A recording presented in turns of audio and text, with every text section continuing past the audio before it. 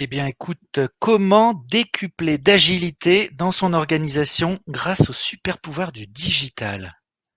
T'es un super héros, alors tu vas nous raconter tout ça? Allez, bah, je vais essayer, ouais, avec toi. Regarde, on a mis notre plus beau costume d'apparat. Mmh. Alors j'avoue que moi, il me boudine un petit peu, mais bon, ça va, ça c'est Ouais. pas mal quand même. On est quand même Bon, plutôt pas mal. je vois que c'est toi qui as fait les photos, tu m'as mis plus petit que toi.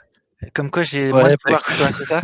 bah, écoute, Allez, j'ai profité de non, la plus situation. sérieusement, donc Ouais. rapidement, bah, on se présente là avec la slide.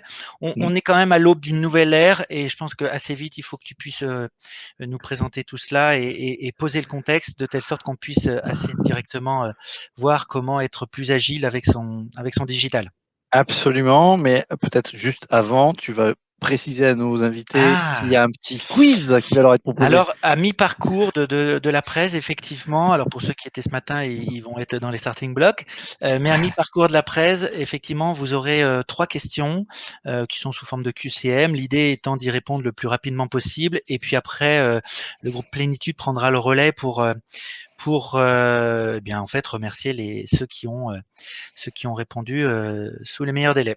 Ou peut-être que Hélène, qui est en bac, pourra dire le gagnant, les gagnants. Je ne sais pas comment ça s'articule, mais dans tous les cas, le relais sera pris. Voilà, Exactement. une nouvelle ère s'ouvre à nous, pardon. En effet, on peut le dire. Et on va d'ailleurs le détailler et l'illustrer en revenant finalement sur ce que nous avons tous vécu depuis un peu plus d'un an avec Mhm. cette crise sanitaire qui s'est imposée à nous, hein, à la fois dans notre sphère privée, mais aussi dans la façon dont nos entreprises, nos organisations ont dû s'adapter.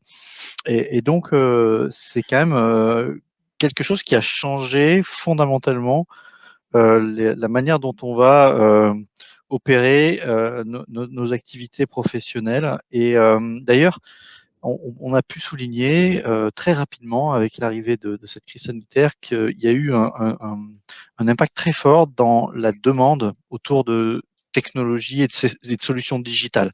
Pourquoi? Tout simplement parce qu'elles se sont rapidement imposées d'elles-mêmes comme étant la solution appropriée pour justement enfin, permettre aux entreprises finalement de se réinventer dans la façon Mhm. d'opérer. Et donc ça, il y a une société qui s'appelle AppDynamics qui a souhaité faire une étude sur ce sujet-là et s'est tournée vers les responsables IT à la fin du premier confinement de l'an dernier, donc plutôt autour du mois d'avril, mai-juin, plutôt mai-juin, pardon, en 2020. Et les professionnels de l'IT qui ont été sondés ont déjà donné un premier indicateur qui est assez important, assez singulier, autour du fait que cette crise sanitaire, en fait, qu'ils ont dû traiter entre mars et avril dernier, c'est finalement le plus gros challenge qu'ils ont jamais eu à adresser dans leur profession. Ça, c'est quand même déjà Mhm. un fait saillant. Par ailleurs, Un peu euh, subi, mais c'est un challenge qu'ils voilà, ont relevé. voilà, ils l'ont relevé et ce que nous dit aussi cette étude, c'est qu'ils l'ont relevé avec une vraie rapidité d'exécution, tant dans la prise de décision de devoir s'équiper d'outils qu'ils n'avaient pas, notamment pour simplifier et favoriser les relations, les collaborations via des outils type Zoom, Teams et compagnie, mais aussi dans leur implémentation immédiate. On est passé de cycles de décision qui pouvaient habituellement prendre plusieurs mois et des cycles d'implémentation qui là aussi pouvaient prendre plusieurs mois à des choses qui ont été décidées en quelques semaines et implémentées en quelques semaines également. Donc on Mhm. retrouve cette, cet effet d'accélérateur et aussi cette agilité qu'offrent les solutions cloud pour être dans des processus de déploiement rapides.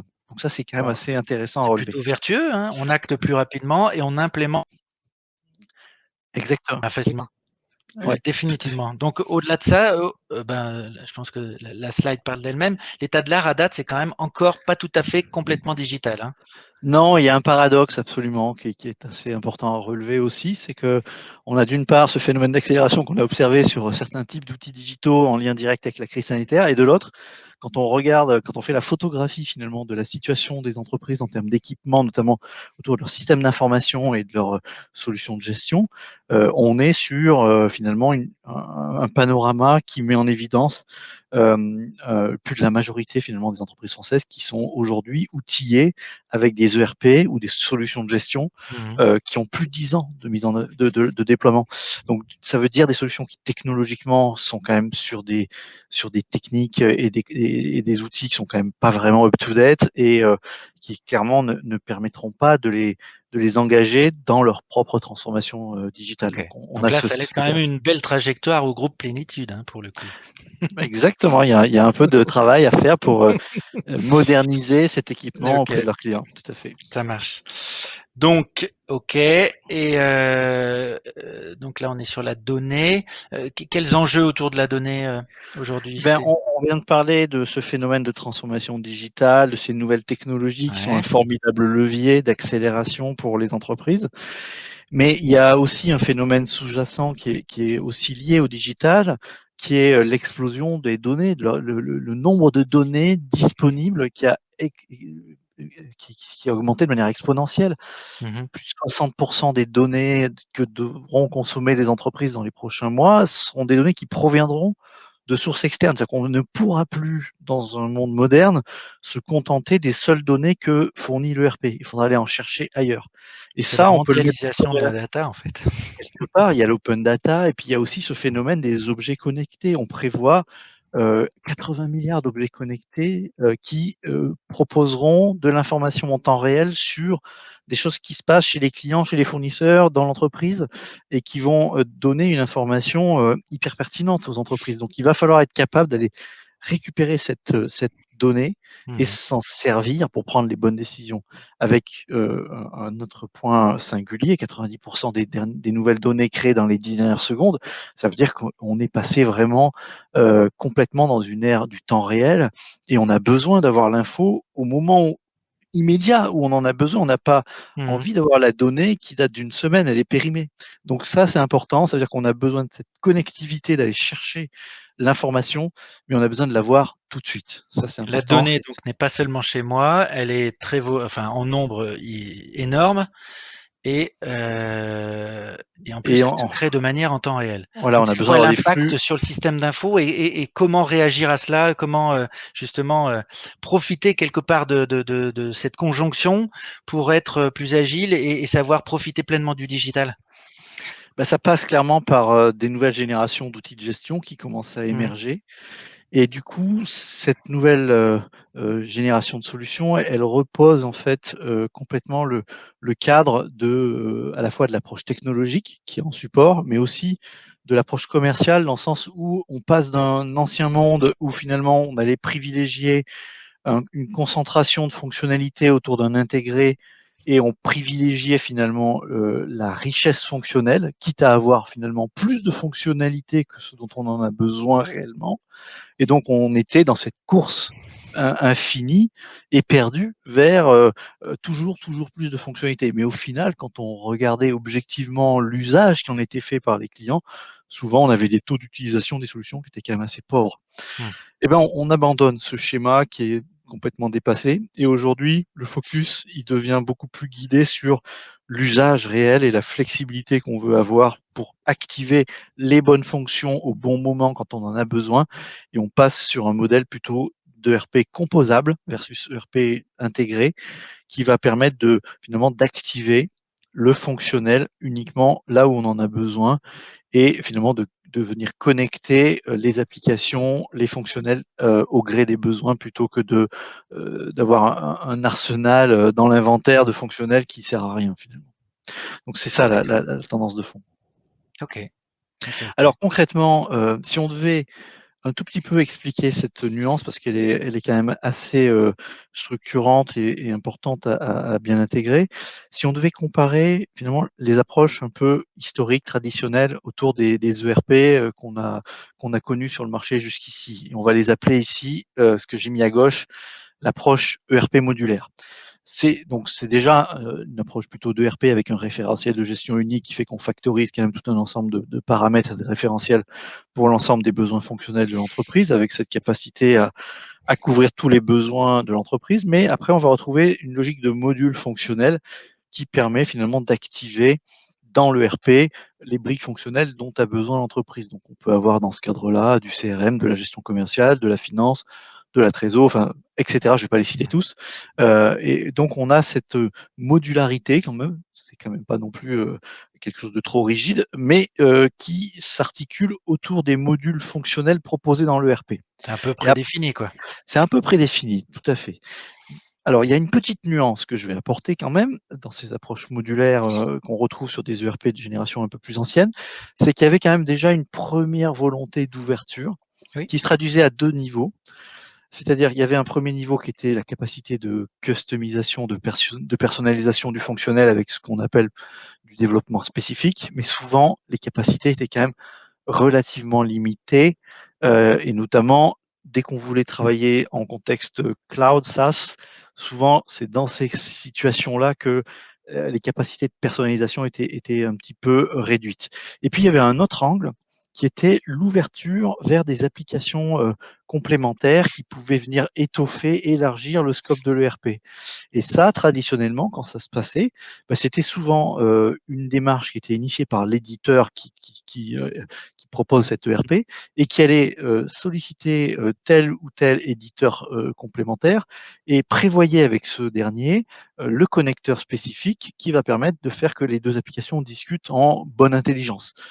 Alors, jusque-là, la Alors pour le promesse, elle est client quand même final, c'est un peu dépendant, quoi. alors alors On c'est est pas dans une mal parce logique que de ça dépendance. ça voilà, c'est intéressant parce que ça ouvre un peu le terrain de jeu de l'ERP, mais la limite du modèle, c'est que l'initiative des portes qu'on ouvre vers des applications externes, elle est toujours à l'initiative de l'éditeur de l'ERP et donc on est sur un écosystème qui est fini et qui est limité au bon vouloir de ce que l'éditeur a prévu, d'ouvrir comme porte vers des Mmh. solutions, métiers.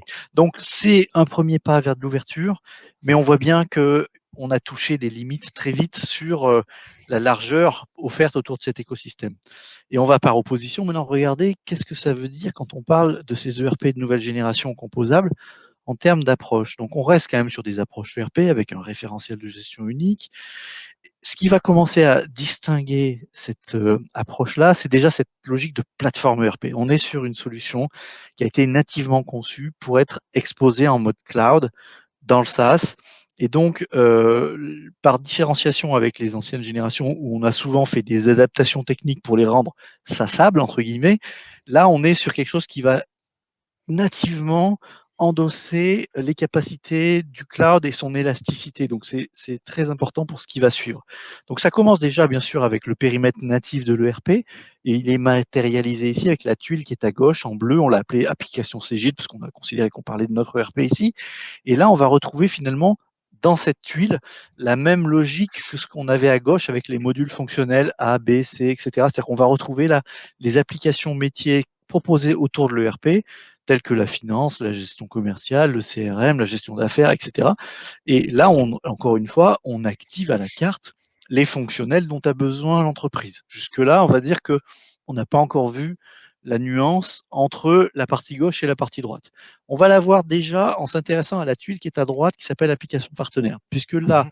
finalement, on peut faire un peu un corollaire avec nos histoires de connecteurs dédiés dont j'ai parlé tout à l'heure, où l'éditeur pouvait se rapprocher d'un partenaire éditeur A, puis d'un partenaire éditeur B, et créer des connecteurs qui faisaient que on pouvait élargir le périmètre de l'ERP à des applications qui sont partenaires et qui sont susceptibles de cohabiter avec l'ERP.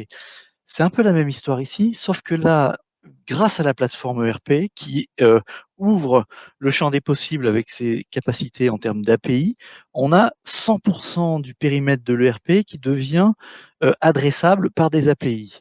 Et de fait, cette fois, la nuance, c'est que l'initiative de créer des connecteurs, elle n'est plus chez l'éditeur de l'ERP, elle est chez les éditeurs partenaires qui souhaitent créer un connecteur. Donc on leur met dans les mains quelque part un SDK, enfin des Package. outils Mmh. techniques qui leur permettent de concevoir leur connecteur et ils ont l'autonomie pour le faire. Donc on a ici un écosystème qui est beaucoup plus libre de Mmh. s'enrichir, de se créer de lui-même alors que de l'autre côté, on est sur un écosystème qui est canalisé par l'éditeur de l'ERP. Donc ça change déjà fondamentalement la donne, Clair. Non, non, mais et on c'est y très clair. et donc on a un écosystème Et dans ce d'applications comptables contexte, beaucoup plus donc, riche. de nouvelle génération de RP composable, la proposition de Cegid ou la trajectoire Cegid, Alors, elle se avant, je vais matérialise? juste dire quand même la partie Ah! supérieure que j'ai pas évoquée, c'est Pardon, que pardon. là, on a parlé des applications qui sont, je dirais, déjà nativement plug and play avec le RP et qui disposent d'un connecteur standard. Mais en haut, avec la partie écosystème d'applications et de données utilisateurs et les deux tuiles bleu ciel, Mmh. source de données externe, plateforme externe, en fait, on va retrouver finalement ce qui pourrait s'évoquer de manière simple comme l'inconnu qu'on va rencontrer chez chaque client. C'est-à-dire que quand on va déployer ce type de RP chez un client, ben, on va aussi devoir considérer leur existant, leur secteur d'activité, leur spécificité. Et donc, un client A, peut-être qu'il a une application métier particulière qu'il souhaite conserver parce qu'elle est pertinente par rapport à Clairement, son métier, une ou il info a des bases métier. de données qu'il veut croiser par rapport aux autres données qu'il a dans le RP, voire des sources de données externes qu'il veut intégrer. Donc là aussi, toujours par cette capacité d'API qui est très forte, on va intégrer ces briques avec agilité et donc on va permettre finalement à ce client qui met en œuvre ce type de RP composable de créer son ERP sur mesure. Et ça, c'est quand même hyper intéressant. Donc voilà, c'est ça que je Clair. voulais quand même compléter Non, non, mais pour aller au bout. ça marche. Donc on va Super. peut-être passer à Cégide, comme tu l'as souligné. Et effectivement, concrètement, la solution ERP composable de Cégide, elle a un nom, elle s'appelle Cégide XRP Flex.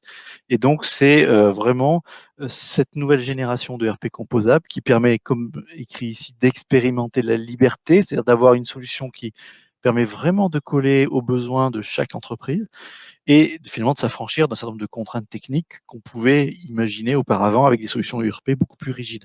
Donc ça veut dire concrètement que cette solution, elle offre déjà une vraie flexibilité et une vraie richesse dans les collaborations qu'on va pouvoir organiser autour de cette ERP. Et ça, on va le développer tout à l'heure avec cette expérience utilisateur qui est complètement unique et centrée sur le métier de chaque collaborateur. Et par les capacités de workflow, on va pouvoir orchestrer ces collaborations d'abord dans l'entreprise, mais ensuite on verra même qu'on peut travailler avec l'écosystème de l'entreprise. On va le développer tout à l'heure. Ensuite, il y a la rapidité d'adaptation, qui est un point là aussi extrêmement important. Comme on est sur cette plateforme extrêmement ouverte, avec ses capacités en termes d'API, on va être vraiment dans une capacité d'intégrer avec beaucoup de facilité et d'agilité le périmètre d'application ou de source de données qu'a l'entreprise pour finalement constituer autour de cette plateforme son ERP à elle, son ERP composable à elle. Donc ça, c'est important. Et on va fédérer ces flux autour de cet ERP. Et enfin, la liberté d'évolution, on y reviendra peut-être aussi, c'est ce Mmh. qui finalement résume et symbolise les capacités qu'offre cette plateforme parce que finalement, on affranchit les entreprises et les clients de toutes les contraintes techniques historiques auxquelles ils étaient malheureusement trop souvent habitués avec leur système d'information. Et là, elles ont enfin un outil qui est capable de se plier à leurs demandes, répondre au doigt et à l'œil, et donc avoir une vraie agilité dans la capacité à se transformer, à se réorienter et à saisir peut-être des nouvelles opportunités présentes sur le marché. Donc ça aussi, c'est important et c'est ce qu'incarne vraiment cette nouvelle Donc génération d'offres. XRP Flex, donc flexibilité, c'est tu développes un petit peu pour, dans Alors dans on la va peut-être collaboration? parler quand même de, Ah! Bah, décidé. on va parler du quiz quand même parce que je crois que c'est le Alors moment. logiquement, les questions devraient être dans votre chat. C'est le cas C'est ou ça. on a perdu, Hélène? Alors bonjour à tous, effectivement le quiz n'apparaît pas, donc ce que je vous propose c'est qu'on le fasse à l'oral. Je vais poser les questions à l'oral et chaque participant, peut répondre, librement dans le chat. Donc les personnes qui répondront le plus rapidement possible et de façon correcte, aux questions auront la possibilité de gagner un cadeau. Donc Brice et Norbert, je vous pique 2 minutes, du Pas de pitch problème, pas de problème. pour les questions. Donc première question. À fin 2020, quel était le nombre d'objets connectés dans le monde? 3 réponses possibles. Première réponse, 53 millions d'objets connectés. Deuxième réponse, 813 millions. Troisième réponse, 12 milliards d'objets connectés dans le monde. Donc si vous souhaitez répondre, vous pouvez Moi. directement donner la réponse dans le chat. On va voir s'il y a une ou 2 réponses. Je passerai ensuite à la deuxième question.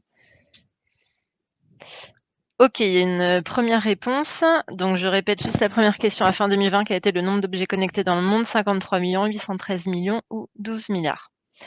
Ça répond, c'est super. Merci pour vos réponses. On va passer à la question 2. Alors, en France, en 2019, quel est le nombre de personnes équipées d'un smartphone? Première réponse, 21 millions de personnes équipées d'un smartphone. Deuxième possibilité, 43 millions. Troisième possibilité, 65 millions. Un indice.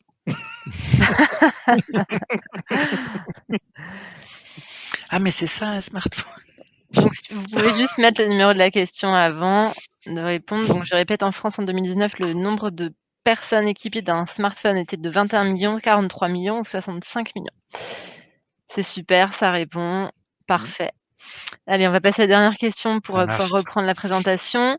Dernière question, selon une enquête IDC, combien pèsera en 2024 l'écosystème du cloud dans son ensemble? 1 000 milliards de dollars, 3 000 milliards de dollars ou 7 milliards de dollars? Donc je vous laisse répondre à la dernière question. Combien pèsera en Répète 2024 juste peut-être, l'écosystème hein? du cloud?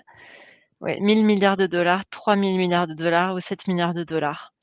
Donc je vous laisse mettre les réponses et puis comme ça Norbert et Brice, vous pouvez, continuer, cette super présentation. Super, ça marche, Merci. OK, merci parfait. et tout le monde il a gagné. C'est l'école des fans. Voilà exactement, je savais plutôt tout à fait quelle était la réplique d'alors. OK, donc au niveau on revient sur nos collaborations, on a parlé de flexibilité. Là, tu peux nous en dire un petit peu plus sur les collaborations étendues? Ouais, absolument, on va ouvrir ce point. En réalité, effectivement, tout à l'heure, j'ai évoqué cette notion d'expérience utilisateur unique et c'est vrai que c'est le point de départ finalement d'aller vers ces collaborations étendues. C'est-à-dire que ça passe déjà par, une interface utilisateur qui soit intuitive. C'est-à-dire qu'il soit facile d'appropriation, Mmh. qui soit simple, à utiliser, qui soit très centré sur Un l'utilisateur indice, c'est avec une ça? C'est dimension celle qui personnalisable.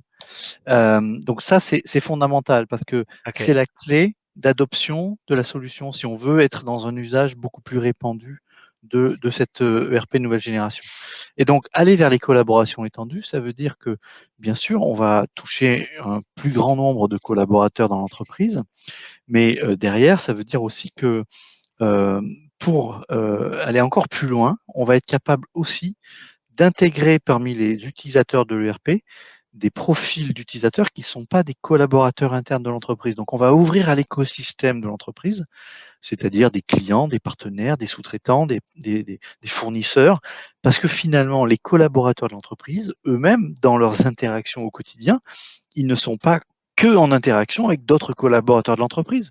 Ils ont des contacts avec, des prestataires, avec des fournisseurs, des clients, ou des sous-traitants. Donc il faut qu'on puisse, digitaliser ces relations-là aussi et c'est ça l'objet de ces collaborations étendues. Et ça passe aussi bien sûr par, une haute accessibilité, Mmh. de ces usages autour de l'ERP et donc ça repose sur le fait qu'on est sur une appli web qui requiert simplement un navigateur et une connexion internet et qui du coup fonctionne également, en mobilité sur n'importe quel device et en même cerise sur le gâteau, on a aussi une application mobile qui offre encore une expérience, utilisateur encore plus agréable quand on est en mobilité sur un device tactile, que ce soit un smartphone ou une tablette. Donc c'est cette addition-là, en fait, de ces 3 éléments qui fait qu'on peut aller vraiment délivrer cette expérience utilisateur unique et aller soutenir cette volonté de collaboration étendue. Bah, là, c'est enfin, objectivement, c'est plutôt très parlant. En termes d'usage, comment on peut l'articuler justement? Alors effectivement, on a évoqué ces collaborations étendues, cette capacité à orchestrer, finalement le travail, collaboratif, via des workflows très concrètement. Hem et ça, peut-être qu'on va, pour l'illustrer, s'appuyer sur un petit use case qui finalement va parler à tout le monde et qui va permettre vraiment de toucher du doigt quel type d'usage on va pouvoir, rencontrer. Donc on va commencer par le client et donc s'intéresser à un client à qui on a exposé une fonctionnalité de l'ERP qui est le portail client. Donc depuis ce portail, ce client, il va pouvoir à la fois consulter ses pièces commerciales qu'il entretient avec l'entreprise, donc Mmh. les factures ou les commandes qu'il a pu faire. Mieux, il va pouvoir carrément, en autonomie depuis son portail, passer une commande. Donc on peut imaginer, un peu comme on pourrait le faire sur un site marchand, cet utilisateur chez le client qui remplit son caddie, son panier et commande, trois éléments, quatre produits issus du catalogue de l'entreprise, et il envoie cette commande à l'entreprise. Du coup, ça génère un flux qui part immédiatement à l'ADV, qui, elle, va traiter de son côté, sur son back-office, dans le RP, Mmh. le fait que le client vienne passer une commande depuis son portail. Donc déjà, on est sur une première interaction où on a activé la relation avec l'écosystème, puisque c'est le client qui est à l'initiative du processus et du flux. Et en temps réel, dès que le client il a validé sa commande, l'ADV est capable de traiter tout de suite cette commande. Donc l'ADV va le faire simplement par quelques clics de souris. Elle va pouvoir dire OK, je lance, je valide cette commande d'achat de mon Mmh. client. Et peut-être qu'elle va détecter à ce moment-là que parmi les éléments commandés, il y a un produit qui est en rupture de stock. Donc, qu'est-ce qui va se passer? Elle va pouvoir tout de suite déclencher un autre workflow vers le service achat pour qu'il aille lancer un réapprovisionnement. Mmh. Donc là encore, ça se fait de manière très mécanique par des workflows. La personne du service achat, elle peut tout de suite déclencher la demande et activer, pourquoi pas, si c'est le cas dans cette entreprise, un workflow qui demande l'approbation du directeur des achats qui valide le réapprovisionnement en urgence pour pouvoir livrer le client dans les délais.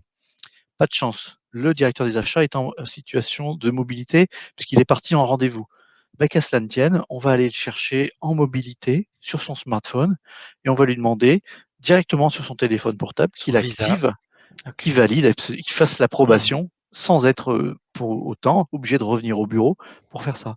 Donc voilà, on a vu en quelques interactions Mmh. qu'on avait en quelques minutes orchestré un flux qui partait du client, qui est allé d'abord dans un service d'ADV, qui est ensuite parti au service achat parce qu'il y avait un réassort à faire rapidement, et on est même allé interpeller un directeur qui était en déplacement pour que le processus de prise de commande soit immédiatement réalisé et qu'on soit en capacité de livrer le client dans les délais. Voilà, ça c'est un Donc cas d'usage portail, mobilité, workflow, on et est vraiment au workflow. cœur de la promesse, digitale pour, gagner en agilité, très clairement. C'est OK, exactement ça. Exactement OK. ça. Alors, on a vu cette illustration très concrète finalement de cette approche collaborative. Je crois, Brice, qu'il y a une dimension pricing également qui est en Bien, support de elle vient ça. Est-ce que compléter le propos en fait, tu peux nous complètement. développer ça? Tout à fait. Alors, on vient de parler justement de mobilité, de portail et de workflow. Et bien en fait, on est sur un pricing un peu nouveau, au moins on a cette prétention. C'est-à-dire qu'on ne vient pas sanctionner le user, hein, c'est-à-dire que on ouvre à l'ensemble de l'écosystème et notamment de ses clients. Et ben ça ne vient pas utiliser d'utilisateurs. On a des collaborateurs qui vont pouvoir utiliser l'application en mobilité, ça ne vient pas consommer d'utilisateurs au sens pricing du terme. Au même titre que dans l'entreprise, souvent on est un peu contraint par des contingents d'utilisateurs selon les périmètres fonctionnels. Eh bien là, zéro contrainte. On va savoir accompagner depuis la startup XS jusqu'à l'ETI XXL en passant par la scale-up. Eh bien en fait, on va savoir accompagner l'usage et le besoin au travers des enjeux de l'entreprise sans aucune contrainte en termes d'utilisateur. Hein, puisqu'on est sur un pricing qui sera sur le transactionnel, qui viendra entre guillemets sanctionner les flux de transactions, achats et ventes, et donc qui plus naturellement accompagne l'entreprise et ne vient pas, j'allais dire, introduire des fois des restrictions où typiquement voilà, il y a un nouveau canal de vente qui s'opère, vous avez besoin tout de suite de 4-5 commerciaux, il faut réfléchir, ah ouais, mais attends, en termes de user, comment ça se passe? Est-ce que ils pourront accéder à l'ERP? Non, c'est sans aucune limite et sans aucune contrainte. Alors, je sais pas dans quelle mesure tu souhaites ajouter quelque chose sur le propos, mais ça vient Non, c'est vraiment très clair. parfaire. Ouais, Ouais. ouais, ce qu'il faut retenir, c'est voilà, c'est qu'on est sur une approche complètement disruptive en termes de tarifs et qu'on est sur un modèle de licence qui est illimité en termes de nombre d'utilisateurs. C'est pas sur cette dimension-là qu'on va avoir un facteur prix, mais sur plutôt les enjeux de complexité et de volumétrie que Mmh. traite le RP. C'est-à-dire que si je gère 5000 factures par an, j'ai pas la même sollicitation de l'ERP Cloud que si j'en gère 70 000, bien évidemment. Donc, On est d'accord. les traitements techniques que je demande à mon ERP sont pas de la même ampleur. Donc, j'aurai un loyer qui sera évidemment beaucoup plus faible, beaucoup plus ajusté à mes enjeux que si j'avais beaucoup plus de problématiques de volumétrie à traiter. En revanche, sur le nombre d'utilisateurs que je connecte à l'ERP, facteur zéro sur le prix. Donc, c'est en mode no limit sur les utilisateurs. Et donc, on est bien en support de cette démocratisation de l'accès à l'ERP et de ces collaborations étendues dont on a largement parlé ici. Voilà, c'est ça le point. Super. Eh bien, écoutez, merci. Alors, il est 32. Je ne sais pas trop dans quelle mesure on a capacité de prendre des questions. Il n'y en a pas non plus Est-ce dans le qu'il y en chat. a dans le chat? Je ne sais pas. Je Je suis ne pas vois certain d'ailleurs pas. que les micros soient open. Donc, si vous Non, avez une ou deux petites questions, je vous invite à les laisser là avant de raccrocher sur le chat. Et puis, on reviendra soit par l'intermédiaire de Plénitude, soit enfin, par des modalités qui vous seront précisées. OK? c'est ça. Merci encore pour Très bien. votre présence et votre participation et à très bientôt.